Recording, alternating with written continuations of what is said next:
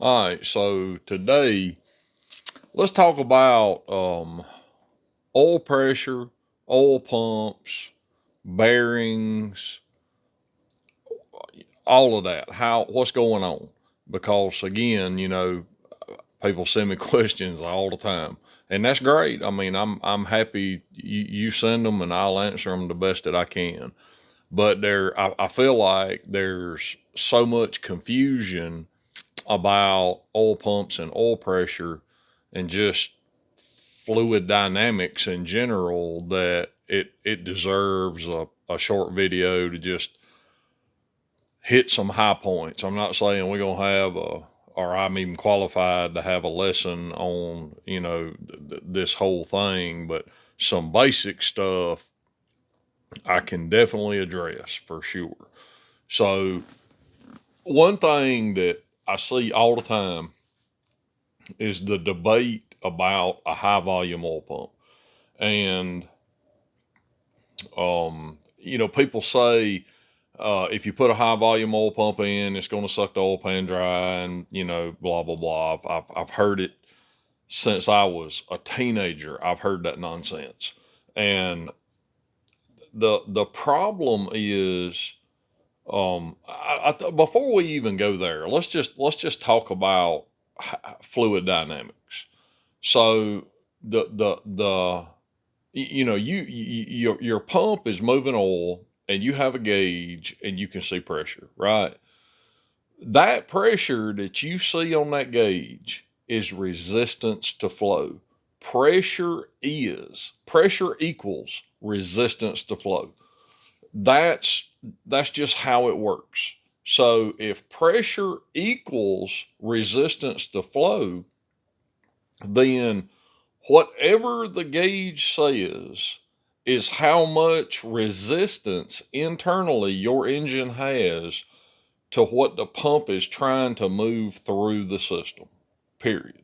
So if you have 80 pounds, there's a lot of resistance. If you have 20 pounds, there's very little resistance. And that's just how it is. And the whole idea of sucking the oil pan dry, so I can only assume that people people that are saying stuff like that have never actually primed the engine with the oil pan off, and I have because I want to see what's going on, and I'm going to do a video on it, and I'm going to show you what's really happening, but I just ain't got time right now, so we're just going to talk about it.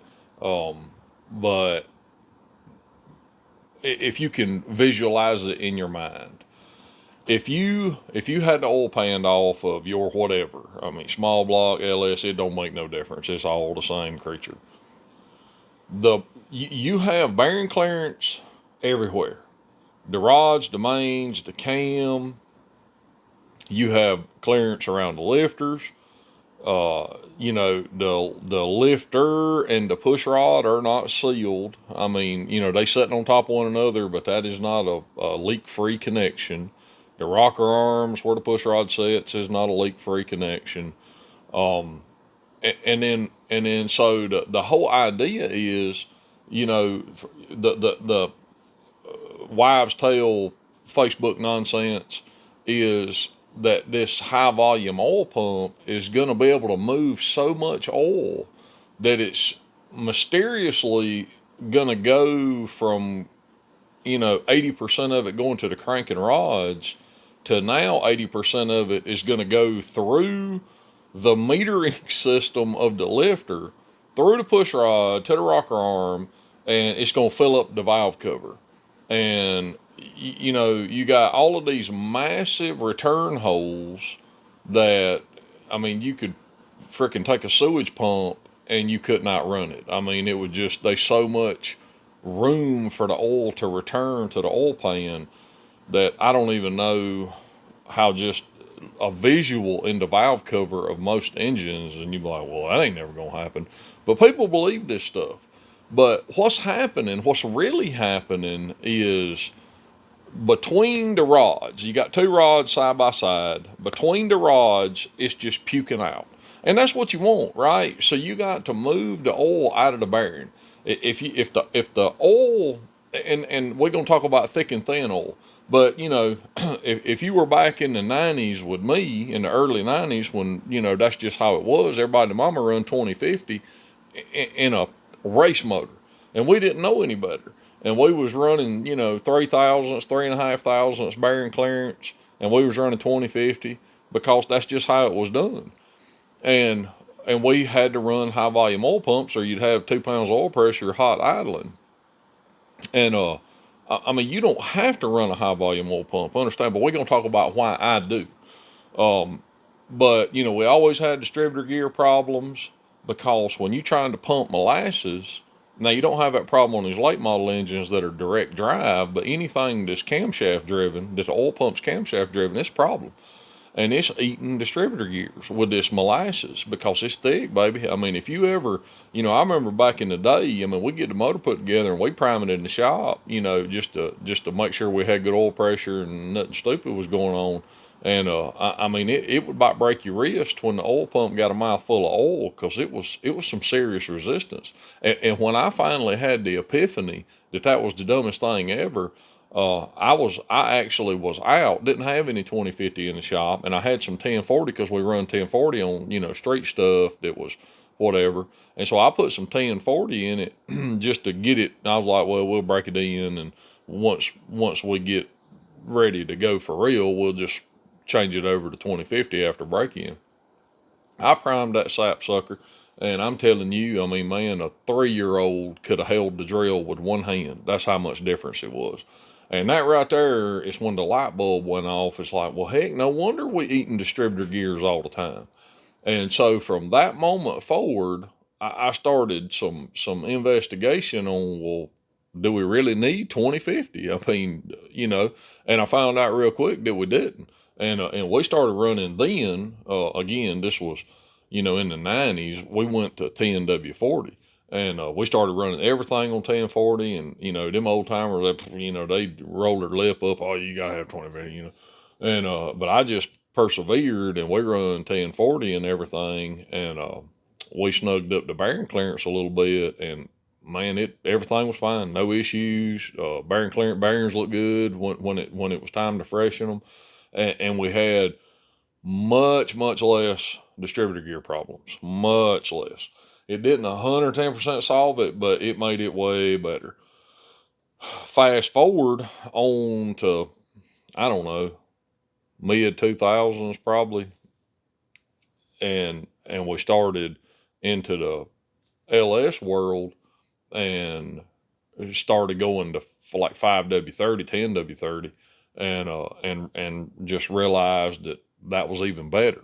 So we just applied that to all of the old school builds, like small blocks and big blocks and forwards and whatever. And so we just started tightening all the bearing clearances up, because when I started with this whole LS thing, God, I'm trying to remember. I don't know. I kind of started on LSs in the early 2000s, maybe just a little bit dabbling with them, and then it just grew and grew and grew, like everybody's seen it happen. But the few gurus that I was talking to that were doing a lot of big power LS stuff, nitrous turbo, they were convinced that we had to run 3 thousandths on the mains because of crank flexing and all of this nonsense. And I bought into that crap, and I was doing mine like that, and the bearings didn't look good when it was time to freshen them, and so I just backed off of that, and because it's just too much clearance. So when the clearance is humongous, you have a small area that you're riding on. You big shaft, small area, and so I went away from that and went back to what had been working for me all of these years, and we tightened the clearance up way up, 2.5 on the mains, and all of a sudden, we had mastodonic oil pressure, and the bearings look great, and we just have kept that going, and I've had zero problems, zero bearing problems. And so all that crank flexing nonsense, I mean, I ain't saying cranks ain't flexing. I'm saying that extra half a thousandths clearance ain't fixing the problem. If it's flexing and it's gonna flex enough to pinch a bearing, it's gonna pinch a bearing. I don't care if you got 2.2 or 3. It's gonna kill a bearing. That's just how life is. So once we got back to that, things got better. But again, with the LS, it doesn't matter. I mean, it doesn't matter to a distributor gear because it don't have one. It's not working like that. But in the small blocks and the big blocks and that stuff, going to 530 or 1030, it just makes life so much better. And some of these guys running dirt track, because we see it bad in like round track, dirt track stuff, they killing distributor gears because they're trying to run thick oil, and it's just eating the cam gear up. I mean, it'll actually eat the cam gear. And once you go to thin oil, high volume pump or not, it stops that problem from my experience. So back to high volume oil pumps.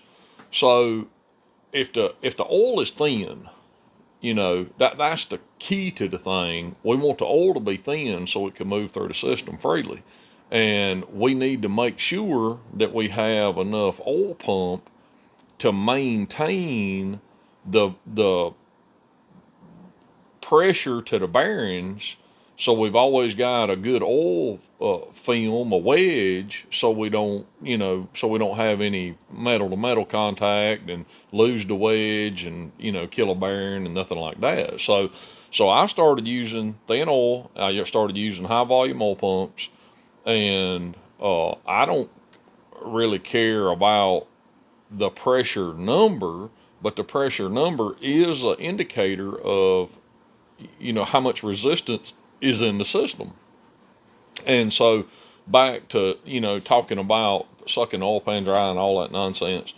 So probably 80, 70-ish at least percent of the oil is going through the pump to the mains, to the rods, and puking right out the side of the rods and the mains and falling right back in the pan.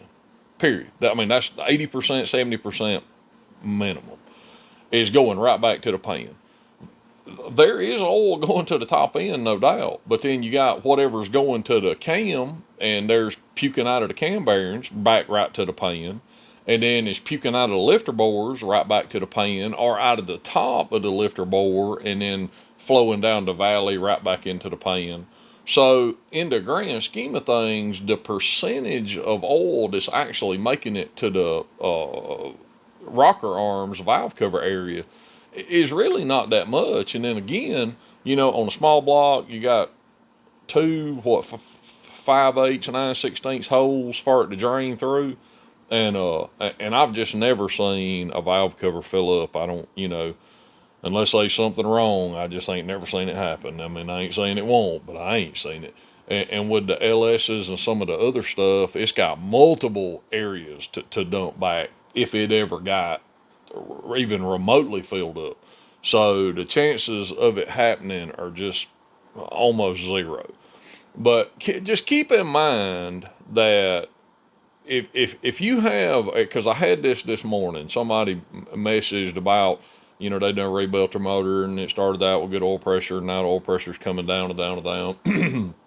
I mean, multiple things could be going on, but generally speaking, if you have low oil pressure with any kind of pump, if you have low oil pressure, you have excessive bearing clearance, because again, pressure is resistance to flow. And the only way that you can reduce the pressure is increase the flow through the system. So decrease resistance. And that's again why if you have a two engines, one engine, it's got X amount of clearance, whatever it is, and you have a standard volume pump and you have a high volume pump or a higher volume pump. Like for the LS, they make multiple variations of the pump, just different percentages of more volume. So if it's hot and the oil is thin, you may not be on the bypass valve, right? So if you see all that big pressure, if you've got a high volume pump or a higher volume pump and you see this big pressure number, well, you can almost be assured the bypass valve is open. So it's bypassing right back to the pan or bypassing internally back to itself. So that oil is going nowhere. It's just bypassing like a hydraulic system. So, but if you don't have enough volume, then that's when you see low oil pressure or you see variations a lot in the pressure. You rev it up, it goes up, you idle, it goes way down. That is, to me, an indication of we don't have enough volume. If you had enough volume and the regulator valve was big enough to do its job, you could set the bypass valve at, say, 60 psi, and it don't matter if it was 3 degrees outside or 103 degrees outside, or the motor was cold or hot or whatever. It would be that pressure all the time, revved up, idling. It did not matter. And that's how an industrial hydraulic system works. It's got a big enough check valve and a big enough pump that when we set the pressure to 1,000 psi, it's 1,000 all the time, whether it's working or not working. When it's not working, the dump valve is dumping. When it is working, the dump valve starts shutting and it maintains X amount of pressure. And to me, and again, I don't mind it moving, but the stuff that like the engines we do, most of the time, it don't move a lot. I mean, we'll have, mid 40s idling and mid 60s revved up, and I mean sometimes cold they'll go a little more than that because the bypass valve is not big enough to dump enough, so you get some higher pressure, but they don't move much, 15, 20 psi, that's about it. But I see some that's, freaking idling at 20 and revved up to 70. I mean, it's a lot, a big swing. But I just, in my mind, I just want to put to bed the whole gonna suck the oil pan dry, because it just ain't gonna happen. I mean, if you had a 2-quart pan, and your motor was 7 foot tall, and it may be right, but general stuff, I've never seen it. It may be happening, but I ain't seen it. And we put a high volume oil pump in 90% of everything that leaves this building, even if it goes in your grandma's station wagon. Matter of fact, I built a farm truck motor, like a TBI 350, for my best friend's uncle's farm truck, and I put a high volume pump in it, and I even put a flat tappet cam in it. Lord, I can't believe I did it, but it lived, and it's about 2 years old now, and 530. It's got great oil pressure. He uses it on the farm every day, and it ain't missed a beat. So, why didn't it suck the oil pan dry and murder the motor? But because it just don't happen. That's why.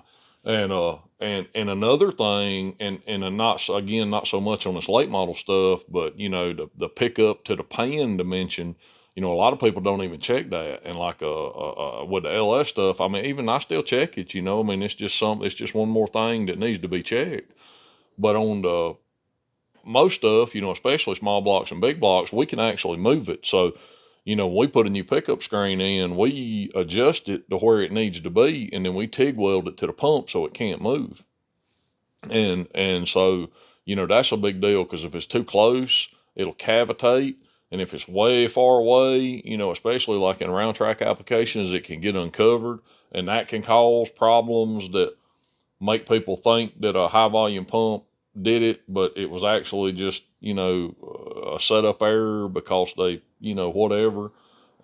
And then, there's pump cavitation problems if you're running, real high RPM stuff and you don't have the right kind of pump.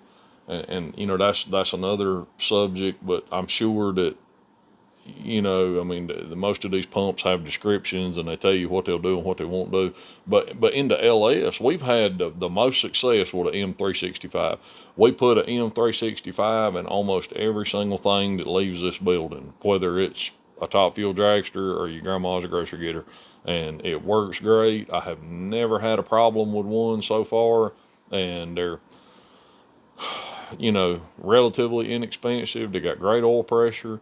I mean, we tried some of them big fancy pumps, and I swear I had more oil pressure problems with them high dollar black super duper pumps than I have to just a regular old, you know, white box job. So I hope that helps make some sense out of what's going on in there.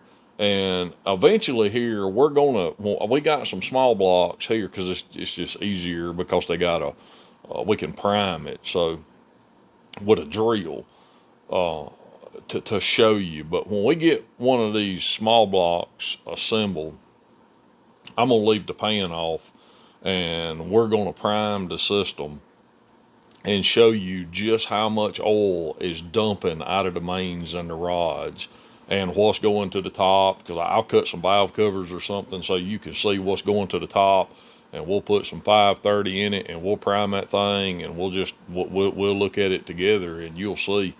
I mean, it's just literally off the crank in the rods. It's just raining. It's raining oil, and they just ain't much going. And you can restrict like on a. I mean, well, you can do it on everything, but on a small block, you know, you can put restrictors into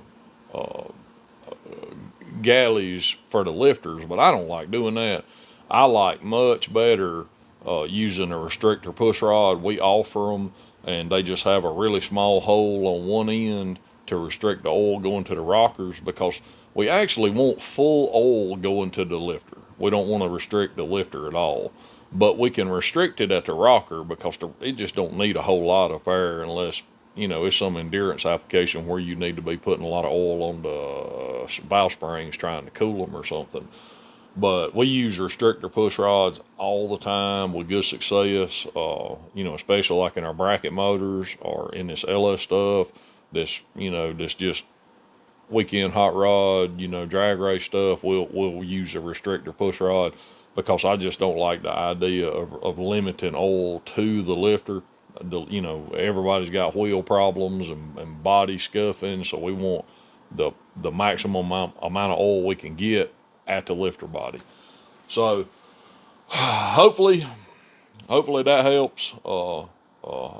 You know, and as we go, we learn more and we see more, and we can make assessments from, you know, visual inspections of this stuff. So, but for sure, we're gonna do a video and show you the oil, how it's dumping, and all that jazz.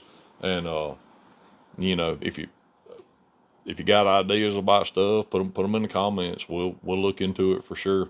All right, we appreciate you watching. We'll see you on the next one. If you need anything, like, share, subscribe. Check out the website. We got plenty of t-shirts, hoodies on the website, and that helps. Anything helps us keep this thing going. All right, thank you so much. We'll see you on the next one.